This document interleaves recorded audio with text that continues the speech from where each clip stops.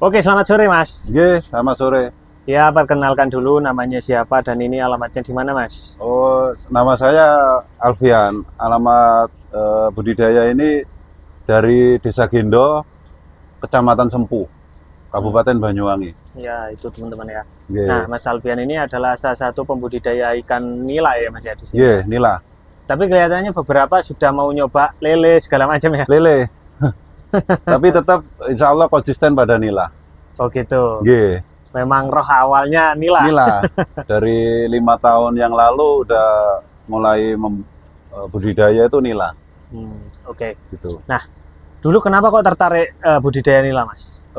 Awalnya saya tertarik juga di channel-channel YouTube yang kebetulan kayaknya menjanjikan gitu loh. Ya, kebetulan saya juga sangat hobi sama ikan, terutama mancing apa. Ya, akhirnya waktu itu nyoba cuma 2 kolam waktu itu.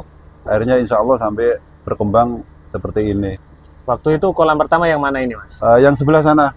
Yang sebelah sana. Iya, kolam beton. Kolam beton. Oke. Uh, Terus ini jadi kolam biovlog. Jadi kolam biovlog. Terpal biovlog. Nggih. Berarti sudah berapa tahun Mas menggeluti? Sampai saat nila? ini kita masuk ke 5 tahun. 5 tahun ya? Nggih. 5 tahun. Udah ada berapa kolam ya selama 5 tahun? Udah 9, 7, 8, 6, 9 Mas. 9 ya? Nggih. 9 teman-teman. Nah, kebetulan yang sana rusak kolamnya, jebol, jadi itu ditaruh kolam terpal. Oh, yang terpal itu? Iya, itu kolam masih aktif, cuma rembes, nggak bisa dipakai. Iya ya. Oke, kita mungkin bahas di sini dulu aja ya Mas. Monggo. Ya? Oke, karena ini nila semua kan ya? Nila semua. Nila yang semua. ini nila semua. Oke. Berarti dulu baru awal-awal mulai langsung ke biovlog atau gimana Mas? Enggak, awal-awal sistem konvensional. Tradisional ya? Ya, biasa. kita pakai kucuran air, cuma dikasih oksigen. Ya. Gitu aja. Cuma ke biovlog itu masih belum sempat Mas. Kita masih ranahnya masih belum ke situ karena perlu pembelajaran juga, perlu waktu juga. Ya alhamdulillah setelah mengalami kegagalan atau banyak belajar, di 2 tahun berikutnya sudah masuk ke ranah biovlog. Oh gitu. Nggih, sampai sekarang.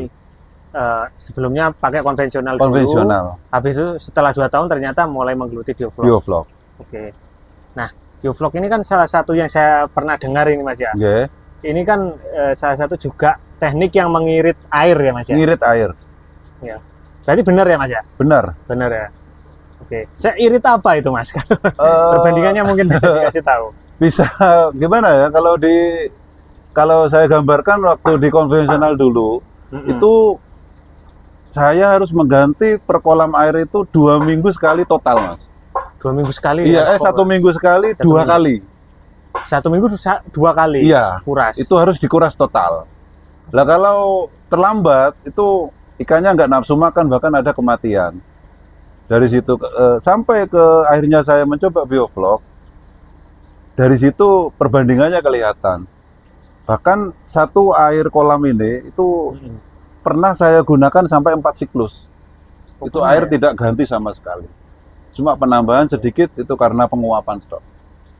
Nah, dari situ sudah bisa dibandingkan bahwa bagaimana dari sisi pengiritan airnya. Sangat signifikan. Oke.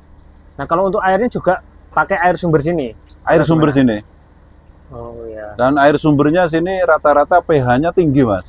Oh tinggi? Iya, bisa sampai 8, 9. Sedangkan ke biovlog kan itu nggak bisa tinggi-tinggi? Nggak bisa tinggi. Biovlog itu bermain di kadar 6, 5, 6. 5, 6? Iya. Oke.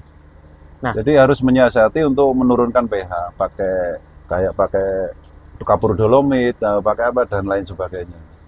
Oh gitu. Nggih. Berarti ini Mas ya, kita bicara kolam ini.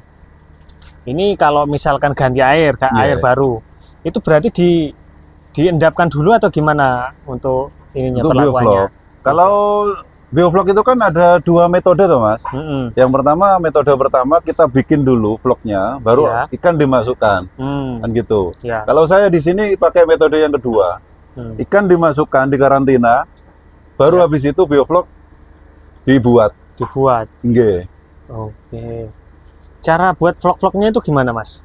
Mungkin ada. Pokoknya gini, kalau saya ikan dimasukkan, setelah 1 minggu ikan sehat di karantina, baru Ya. nanti aplikasi pertama dilakukan. Yang pertama itu kita masukkan garam per kubik air itu 1 kilo Oh, 1 kilo garam per per kubik air. Terus untuk sumber karbonnya saya gunakan mulase, biasanya pakai mulase atau gula pasir. Kalau mulase itu per 1 kubik 100 mili. Per 1 kubik 100 G. mili. Untuk bakterinya pakai aqua enzim itu 110 gram per meter kubik. Itu dimasukkan bersama-sama. Oh, hanya 3 itu tadi ya, Mas? G. Lah kalau untuk menurunkan pH biasanya saya tes dulu pH-nya, kalau lebih basah. kurang dari 6 atau lebih itu saya pakai kapur dolomit. Oh, gitu ya. Tapi biasanya gini, Mas, setelah aplikasi bahan-bahan itu dimasukkan, itu biasanya air itu pH-nya akan turun secara sendiri biasanya. Oh, gitu ya. G. Sudah otomatis. G biasanya sebelum dimasukkan pH ini 7, setelah diaplikasi malamnya dicek itu biasanya ke angka 5 biasanya. 5. G. Oke. Itu kalau yang sumber airnya basah seperti ini, Mas, ya? Gorong basah. G. Tapi kalau misalkan ada teman-teman nih, Mas, yang mau memulai biovlog, ternyata sumber airnya asam. Asam. Gimana, Mas? Ya intinya gini, Mas, kita stabilkan dulu pH-nya dulu. Sebelum aplikasi dimasukkan, usahakan pH air itu jangan sampai di bawah 5. Oke. Jangan sampai di bawah 5. Jadi soalnya sumber karbon dan juga bakteri itu juga menyebabkan pH itu turun, gitu loh, Mas. Oh. Makanya saya cek kalau pH-nya di angka 7 ke atas, itu saya nggak pakai kapur dolomit.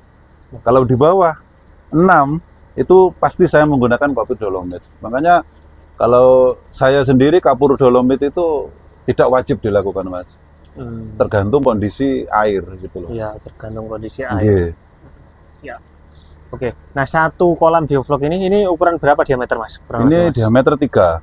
Diameter 3. Ya, kubikasinya kurang lebih 7 kubik. 7 kubik. Nggih. 7 kubik ini berarti diisi berapa ekor, Mas? Nilai. Kalau maksimalnya itu per meter kubik itu kalau biovlog itu 100. 100. Berarti ini 700-an ya? Nggih. Kurang lebih 700. 700. Kalau dinilai itu ada ses-sesan kayak lele nggak, Mas? Ada, Mas. Ada. Biasanya saya mulai dari ukuran buraya sampai panen itu biasanya sesahan itu saya 3 sampai 4 kali. 3 sampai 4 kali. Tapi kan nila tergolong cepat ya, Mas, ya, kalau panennya. Berapa bulan kurang lebih? Kalau dari burayak sendiri biasanya saya siklusnya itu 5 bulan, 5 sampai 6 bulan. 5 sampai 6 bulan. Ya. Nah, jadi ini kok ada gelembung-gelembungnya, ini kenapa ini, Mas? Gelembung ini kan oksigen ini, Mas. Oksigen. Jadi pengaruh oksigen ya. kalau di biovlog sendiri bukan hanya ikan yang butuh oksigen, Mas, tapi bakteri yang kita masukkan untuk pengurai itu juga butuh oksigen. Mas, ini kan ada bakterinya ya, Mas, ya. Nah, caranya untuk mengetahui bakteri itu berkembang biak atau gimana, Mas? Oh, kita cek, Pak. Pengecekan itu kadang saya 2 hari sekali atau 3 hari sekali.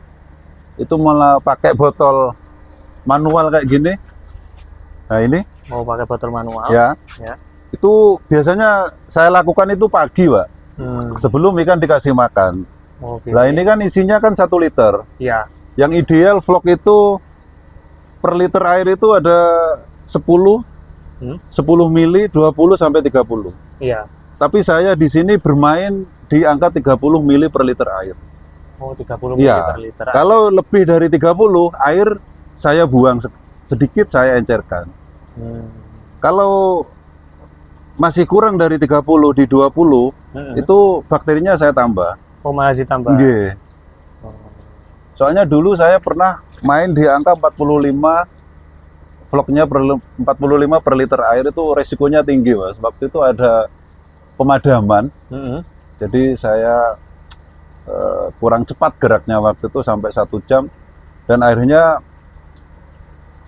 bau, ikannya sudah banyak yang mati. gitu. Nah, dari situ makanya saya berpikir bahwa semakin tinggi kadar vlognya, semakin juga tinggi resikonya. Makanya saya sampai sekarang bermain di angka 25 maksimal 30 liter. Oh gitu. Nah, cara ngetesnya cuma gini tok. Kita ambil pagi, diendapkan, kita tunggu sampai 10 sampai 15 menit. Nanti vlognya kan yang ngendap itu vlog. Oh, yang ngendap Gitu, itu vlog. nggih. Cuma pakai botol ini aja. Sederhana aja ya, Mas, ya? Sederhana. Tapi alhamdulillah fungsinya lumayan bagus. Oke. Nah, itu teman-teman ya. Jadi nggak boleh kelebihan ya Mas ya. Nggih. Dan nggak boleh kekurangan juga ya Mas ya. Tapi setiap petani itu metodenya lain-lain. Metodenya lain. Iya. Untuk pengukuran vlognya lain-lain. Kalau sudah pakai biovlog Mas, Nggih. perlu dipakan nggak Mas ini Mas? Pakan. Dipakan perlu. Iya. Tetap. Satu hari berapa kali? Satu hari di sini saya pakai 2 kali. Pakai 2 kali. Ya, dengan takaran 3% dari berat biomasa. Oh, dari berat tubuhnya ya Mas? Iya, dari berat keseluruhan kita bagi 3%. Oke, siap.